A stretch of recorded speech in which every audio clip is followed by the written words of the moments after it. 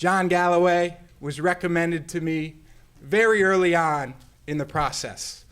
As soon as my first conversation with Coach Galloway, I knew he was the guy to lead our men's lacrosse program. He is a person of high character, high competitive spirit, and high intelligence. I know you will find that John is the ultimate professional and will be an unbelievable mentor to our young men in the men's lacrosse program. John's lacrosse pedigree is jaw-dropping. He is an absolute legend in the sport. At Syracuse, he ended his college career with NCAA records for most wins by a goalkeeper with 59 and most minutes played with 3,776. He's a two-time first-team All-American. He was the only goalie in NCAA history to win national championships in his freshman and sophomore year. Maybe more impressively, as we emphasize student athlete, John was a two-time national academic All-American, a two-time Big East All-Academic team. He still plays professionally for the Rochester Rattlers. In his rookie year, he was named Rookie of the Year. In 2014, he was Goaltender of the Year. Most recently, he has been at Providence for 4 years as the defensive coordinator, and prior to that, he was at Duke for 1 year.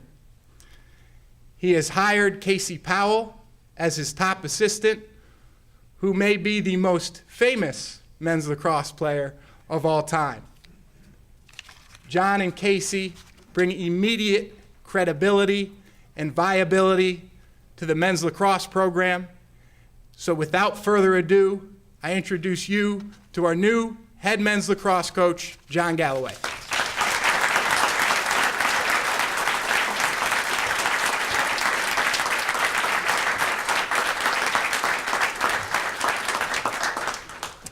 Thank you guys all for coming out today. First, I would like to thank President Cost. On my interview, as I was going around, what sealed the deal for me was going on a golf cart with him and cruising campus and understanding his vision. And when I had a chance to speak with him, especially being an upstate guy, we speak the same language. I learned quickly what JU is going to be. It currently is an amazing institution, but to see his vision, to understand where he's trying to take this place, I was immediately attracted to this position, and it sealed the deal for me on that trip. I'd also like to thank Athletic Director Alex Ricker-Gilbert. His conversations with me were extensive. We talked often on the phone, via text message, via email. He was willing to answer any question that I may have had about the JU program, and with his guidance, I was able to make a really thorough decision, a thorough process in the coaching search. I'd also like to thank the media, the faculty and staff that have been so helpful and gracious in the short time I've been here for coming out on the Wednesday afternoon. I'm getting used to this air-conditioned space, so thank you guys for setting this great space up and allowing us to hold this press conference. And the last one, I'd like to thank our current players. A couple of players are able to come out today, starting to put a face to a name. They may not come next year after the run test and things like that, but I'm grateful that they're here and willing to support the new coaching staff as we come aboard. Just to give you guys an idea, being a head coach of mine is a dream. You know, when I started playing at a young age in my town in Camillus, New York, I always wanted to be at the pinnacle of our sport. And to become a head coach at a Division I program is that. I believe being a head coach in our sport is our highest honor, to be a coach, a teacher, and more importantly, a mentor. Our focus is to be a complete teacher of the student athlete, not just on the lacrosse field, in the classroom, also off the field. We want men with a steel moral compass and to leave our program knowing that they've become the elite lacrosse player, but also a man of family values and of a true steel moral compass. So I look forward to that opportunity to educate our young men. When people ask me why JU, I look at some of the opportunities we have here as the only lacrosse Division I program in Florida. I think about the legacy that our players and coaches could leave.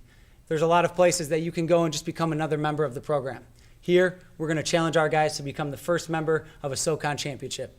We're going to challenge our guys to be the first team in Florida to reach the Final Four.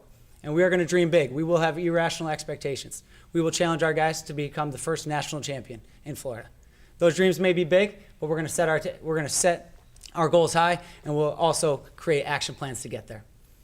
When I start to look at how we're going to get there, I want to create an action plan right away for our guys. It's very simple. What I've told our recruits on campus and my first email to the team, we have 3 tangible goals. Number 1, we want to be the most respected team on campus, and that goes far beyond the playing field. Faculty and staff don't care often if you win or lose. They care where you sit in the classroom, how you act off the lacrosse field, what the social life is like for you. We want our players to be the most respected on campus. I'm sure a couple of the other coaches cringe, but we're coming for you. Number 2, we want to be the toughest team in our conference, and I believe that is tangible. I think when you walk off the field, you can tell which one of the teams was tougher, and our practices will be derived based on that goal. And the last one, more lacrosse, we want to lead our nation in shots and ground balls per game, and all of our practices will be derived that way as well. To get to that, we have to have an action plan. Our practice is going to be simple. It's going to be run at a ferocious speed. We're going to have a TVS, toughness, volume, and speed. I've never seen a practice that was not good if it had toughness, volume, and speed. We'll have that expectation right away. We will not whine or complain about our obstacles. I think we need to learn how to be very grateful for what we have here. We have a chance to look off the water on a practice field. We have an amazing institution with faculty and staff behind us, so we're going to be grateful for everything we do have here at JU. We're also going to, and a theme that I learned early on from my mentors and Coach Janowski at Duke, was we're going to do everything as if mom were proud of us. And mom might be a general term, but we do everything as if your mom was really proud of your actions. And that is on and off the field and in the classroom. So those will be our goals and our action plan to be able to get to what we want to achieve. I want to thank all you guys for coming out today. I want to encourage you guys to dream big for JU Lacrosse. If you guys hold us accountable, I think we can get to a point where we are the lacrosse capital of the Southeast, and that is our ultimate goal. I would love to open it up for any questions anybody may have. And again, I want to thank you guys for coming out. I want to thank our players, and I look forward to seeing you all in the community very soon.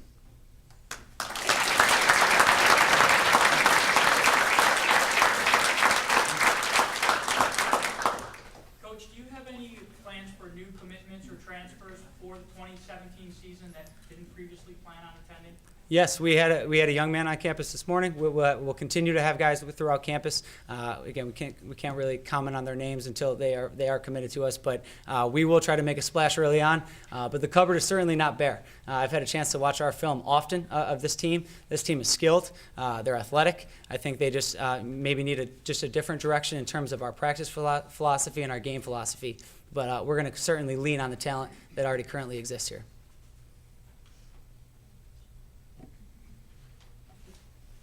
Defensive guy, where does the offense come from? As Alex mentioned, I may be a good goalie, but nobody knows my name compared to Coach Powell. And we have the greatest lacrosse player ever to play our game coming in to teach our offensive players. When I talk to young men, they don't want to hear from me. On the attack and midfield side, I immediately send their number to Coach Powell. He has a vision of our sport that far exceeds most coaches in our game. He sees the game a different way. He's a cerebral player, he's a cerebral coach, and he has the most energy you will ever see out of a lacrosse coach. So if you guys want to show, come to our coaches clinics and listen to Coach Powell speak, because he has a special mind for the game, and he is going to be running our offensive side of the ball. John, attendance at lacrosse games has been sparse in the past. What will you do to try and get the community and the campus involved more to come out and support your team? That's an amazing question. Lacrosse needs to be an event here. Jacksonville University will be the lacrosse team that is all access in the state of Florida. We want to encourage fans, players, parents. We want you guys to feel the experience of being at a college game day. We're going to change our game setup. We're going to try to get as many people on the field as involved as possible. I don't think you can really appreciate what our guys go through, the volume and speed of our game, until you're right next up close to it. We're going to invite players to entertain us at halftime with games. We're going to have pregame, postgame clinics. We're going to make sure that lacrosse, this is a one-stop shop for lacrosse education, and game day is just a little bit of a bonus to that. So we're going to encourage that to be an event more so than ever before. Thank you guys again.